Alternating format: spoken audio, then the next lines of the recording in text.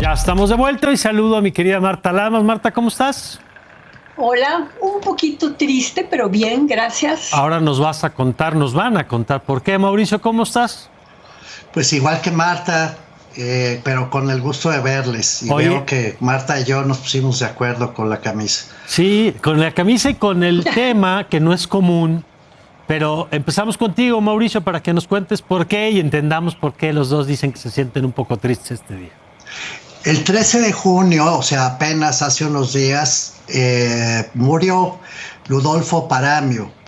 Ludolfo Paramio fue a los 75 años, no era tan grande, la verdad.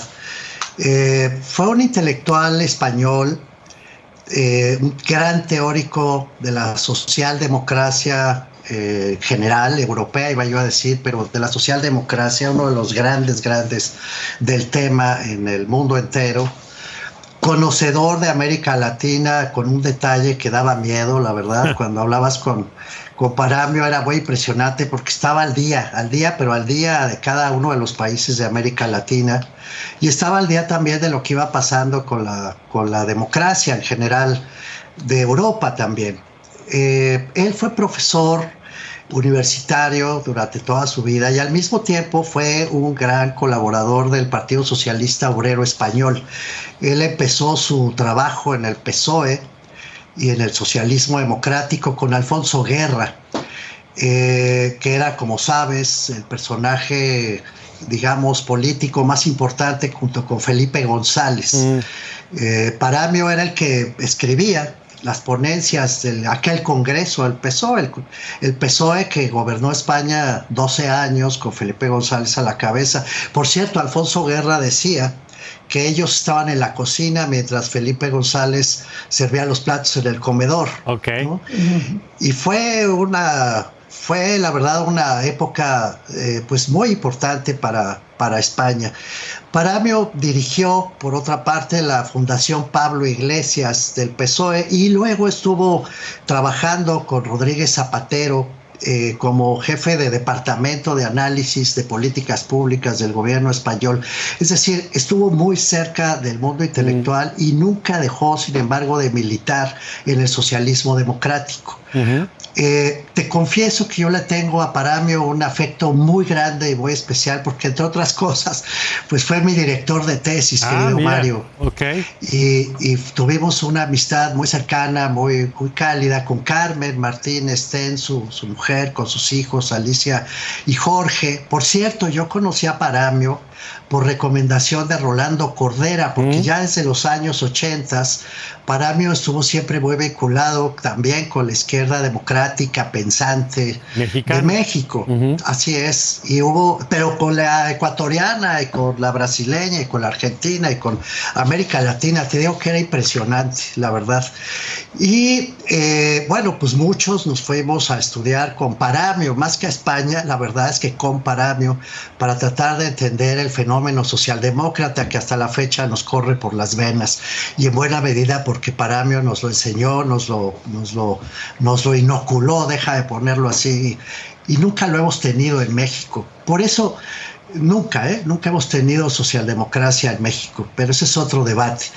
Déjame poner ya para cerrar y darle la palabra a Marta, que seguro tiene cosas más cálidas que decir sobre Paramio. 3 ideas que Paramio nos enseñó y que yo tengo siempre muy presentes, Mario, que creo que tienen mucho que ver con la situación actual del país. Primero, el estado del bienestar.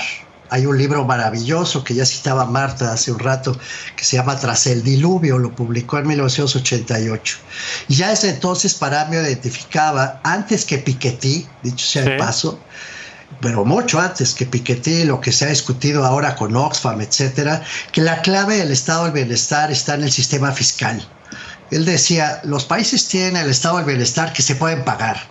Si no logran tener los recursos suficientes, pues no van a tener un buen estado del bienestar o van a estar cayendo en crisis recurrentes. 2, decía, cuidado en América Latina, porque confundir el bienestar con la concentración del poder corrompe.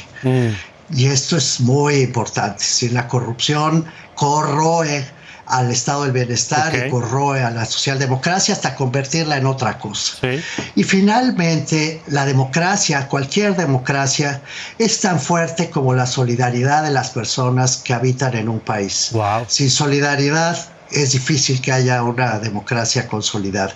Recupero estas tres, entre muchas otras de Paramio, querido Mario, porque me suenan. Me parece que hoy mismo Paramio estaría diciéndonos cosas muy importantes, muy inteligentes, sobre lo que está viviendo Europa con esta derechización horrenda por la que está atravesando, pero también por el populismo mexicano y por los últimos acontecimientos de América Latina en su conjunto.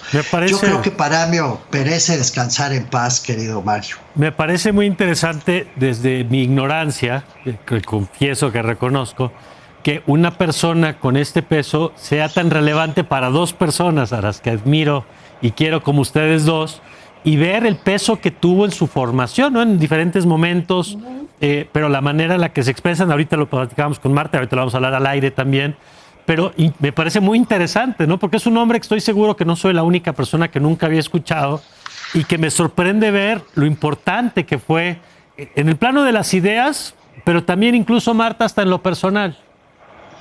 Sí, bueno, yo creo que hay que hablar de Ludolfo.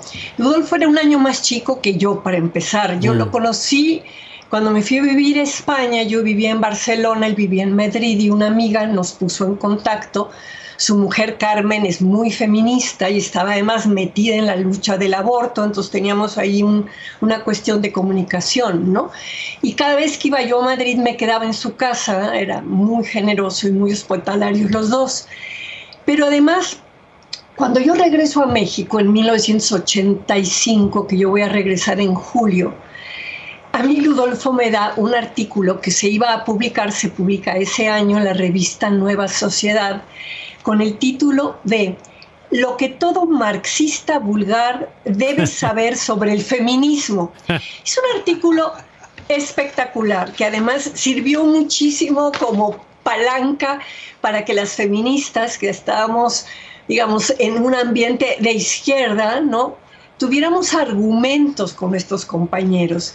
Hay una parte que dice que el socialismo ha revelado una notable tendencia histórica a repetir frente al movimiento feminista los mismos errores que casi todos los padres cometen frente a sus hijas adolescentes, a saber, tratar de mantenerlas en casa a cualquier precio y afirmar sin ningún rebozo que ellos, los padres, saben mejor que ellas, las hijas, lo que éstas realmente necesitan y quieren. Bueno, no sabes lo que fue este trabajo, esta reflexión de él, porque más él va a ser, dentro de los intelectuales de izquierda democrática, el que va a poner la atención sobre el trabajo no pagado de las mujeres en la casa, el trabajo que se llamó doméstico en un momento determinado, y luego se habló del trabajo de cuidados. Y en este artículo, que te digo, se puede conseguir, yo te lo voy a mandar, porque más es de una vigencia impresionante. Él va a hacer al final toda una reflexión muy gramsciana sobre el tema de la hegemonía, ¿no? Y va a decir, bueno, que este proceso de comunicación y de trabajo entre los socialistas y las feministas no puede ser un proceso mecánico en donde simplemente se sumen las reivindicaciones de uno y otro, sino lo que él llama un proceso de reforma intelectual y moral, de refundación de ambos movimientos, ¿no? Y bueno, digamos, a mí él me puso a leer a todo lo que era en ese momento la nueva izquierda, ¿no? Desde la revista New Left, él dirigía Zona Abierta también, que traducía toda esta discusión, la CLO, en fin, y fue una persona, bueno, muy importante en mi vida como maestro. Yo le decía jefe pluma blanca, tenía un mechón ya blanco, ya, bueno, te digo que era un año más chico que yo, Ludolfo, ¿no? Cuando venía a México, pues nos veíamos justo, como dice Mauricio, con Rolando, con Monsiváis. Monsiváis y él se picaban mucho, ¿no? Porque los dos eran muy irónicos, ¿no? Y se vacilaban y se decían cosas, ¿no? Lo criticaba mucho Ludolfo a Carlos, porque Carlos se resistía, digamos, al tema socialdemócrata y se seguía sintiendo como mucho más en un extremo. Verdaderamente es una gran pérdida. Yo sí me siento muy triste hoy en la mañana. Pues sí, ¿saben? Y a mí me gustaría en otro momento, si les parece, esta reflexión, porque mucho del mundo y de la discusión que hoy tenemos es resultado de esas discusiones, de esas personas que eran personas de ideas, que después se materializaron en luchas políticas, ¿no? Es decir, había un pensamiento que luego se volvía concreto en reformas, en leyes, en visiones de país o de países. Yo no sé si hoy tenemos... Sí, Marta. Pero ¿sabes por qué pasaba eso? Porque Ludolfo fue un intelectual orgánico, o sea, era alguien que estaba pensando, pero estaba dentro del partido y estaba con las cabezas que estaban haciendo las políticas públicas. Entonces, aquí, digamos, el tema es que la figura del intelectual orgánico, ¿no?, tiene como una connotación medio peyorativa, sí, no claro. Se ve la parte potencial y maravillosa, ¿no? Pero tendría... Porque no concedía.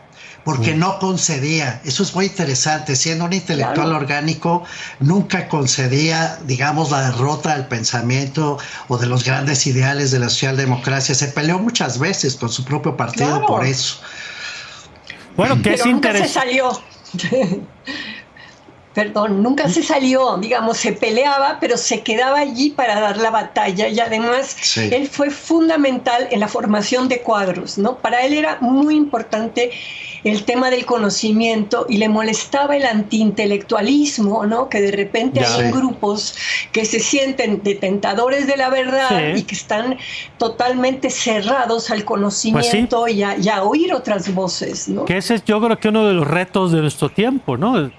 Primero, el poner ideas sobre la mesa y luego tener la capacidad de debatirlas, que yo creo que las dos cosas nos están faltando un poco en este momento, pero ya lo seguiremos platicando. Muchas gracias a los dos, además, por compartirlo tan personal, tan cercano. Gracias, Marta. Gracias, Mario. Adiós, Mauricio. Mauricio, querido, muchas gracias. Abrazo. Gracias para los dos. Y bueno, pues de eso se trata, de poner estos temas, también estos nombres, estos personajes, estas historias en la mesa de la agenda. Gracias por habernos acompañado. Le invito a que siga con toda nuestra programación aquí en Foro. Ya lo sabe, esta semana será semana de presentación de gabinete, así que si nos hace favor de acompañar el próximo domingo a las 11, tendremos mucho que platicar. Yo soy Mario Campos y le deseo, como siempre, que tenga usted una magnífica semana.